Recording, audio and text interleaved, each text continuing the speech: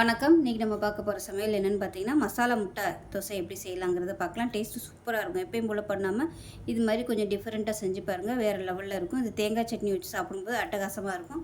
வாங்க அது எப்படி செய்யலாங்கிறத பார்க்கலாம். ஒரு மிக்ஸி ஜார் எடுத்துக்கலாம். மீடியம் சைஸாக ஒரு பெரிய வெங்காயம் கட் பண்ணதை சேர்த்துக்கலாம். அது கூடவே காரத்துக்கு தேவையான அளவுக்கு ஒரு 6லேருந்து 7 வரமிளகாய் சேர்த்துக்கலாம்.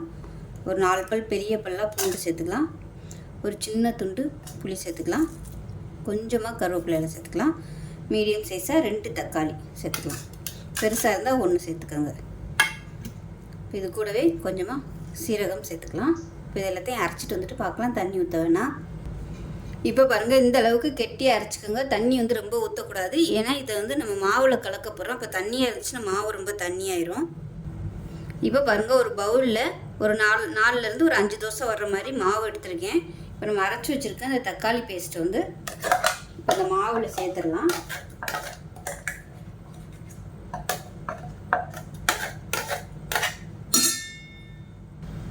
இப்போ அதை நல்லா கலந்து விட்டுக்கலாம். கலந்து விட்டுட்டு டேஸ்ட் பண்ணி பார்த்துக்கோங்க. பார்த்துக்கிட்டு உப்பு பத்தலைன்னா உப்பு சேர்த்துக்கலாம். ஏன்னா மாவில் உப்பு போட்டு தான் இருக்கும். அதனால் பத்தாத மாதிரி இருந்துச்சுன்னா மட்டும் உப்பு சேர்த்துக்கலாம். உப்பு கொஞ்சம் கம்மியாக இருக்குது, உப்பு சேர்த்துக்கலாம். இப்போ தோசைகள் நல்லா காஞ்சிடுச்சு. மாவை நல்லா கலந்து விட்டுட்டு தோசையாக ஊற்றிக்கலாம்.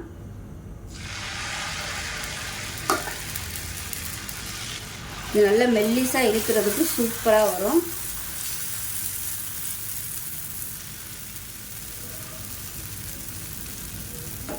இப்போ இதுக்கு மேலே அடுப்பு நல்லா கொஞ்சம் மீடியத்தில் வச்சுக்கோங்க. ஒரு முட்டையை உடைச்சிட்டு சேர்த்துக்கலாம்.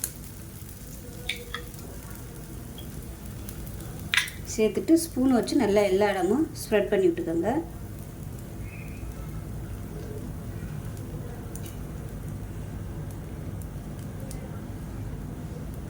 நல்லா வாசனையாக இருக்கும். இந்த வெங்காயம் தக்காளி பூண்டு வாசனையோட சூப்பராக இருக்கும் தோசை. எப்பயும் போல் பண்ணாமல் இது மாதிரி முட்டை தோசை செஞ்சு கொடுங்க.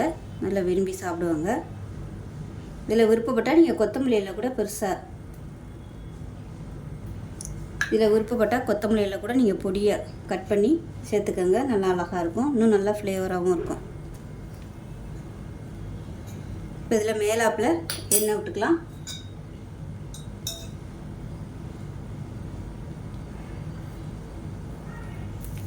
இப்போ ஒரு சைடு நல்லா வெந்துருச்சு. திருப்பி விட்டுக்கலாம்.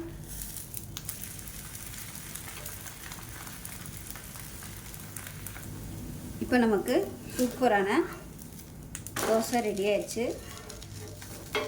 பிளேட்டுக்கு மாற்றிக்கலாம். பாருங்கள், பார்க்கவே கலர்ஃபுல்லாக இருக்குது. நல்லா காரசாரமாக சாப்பிட்றதுக்கும் சூப்பராக இருக்கும். இதுக்கு நான் புளிக்குழம்பு வச்சுருக்கேன். தேங்காய் சட்னி வச்சு சாப்பிட்டிங்கன்னா சூப்பராக இருக்கும். ஸோ எப்பயும் போல் முட்டை தோசை பண்ணாமல் இது மாதிரி செஞ்சு பாருங்கள். செஞ்சு பார்த்துட்டு எப்படி வந்துச்சுங்கிறத சொல்லுங்கள். வீடியோ பிடிச்சின்னா லைக் பண்ணுங்கள், கமெண்ட் பண்ணுங்கள், சேனலை சப்ஸ்கிரைப் பண்ணுங்கள், பக்கத்தில் உள்ள பெல் பட்டனை ப்ரெஸ் பண்ணுங்கள். நன்றி.